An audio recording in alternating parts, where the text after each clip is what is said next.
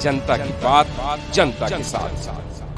अमळनेर नगर परिषदेमध्ये आमदार खासदार मध्ये दिल जमाई न झाल्याने राष्ट्रवादीतर्फे जितू ठाकूर, भाजपतर्फे दिलीप ठाकूर तर शिवसेनेतर्फे डॉक्टर परीक्षित बाविस्कर यांनी नगराध्यक्ष पदासाठी उमेदवारी अर्ज दाखल केले।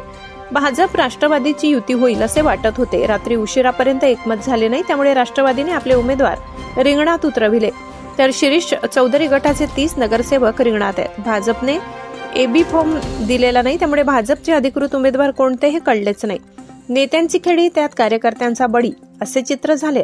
अमळनेर शहर विकास आघाडी होणार होती, तीही झाली नाही, त्यामुळे भाजप कार्यकर्त्यांमध्ये कमालीची नाराजी आहे। अनिल दादाच्या राष्ट्रवादीचे उमेदवार रिंगणात आले आहेत। काही वार्डात पक्षांनी उमेदवारच दिले नाही। जुन्या नगरसेवकांनाही तगडे आव्हान दिले गेले आहे। शेवटच्या दिवशी उमेदवार अर्ज भरण्यासाठी मोठी गर्दी झाली होती।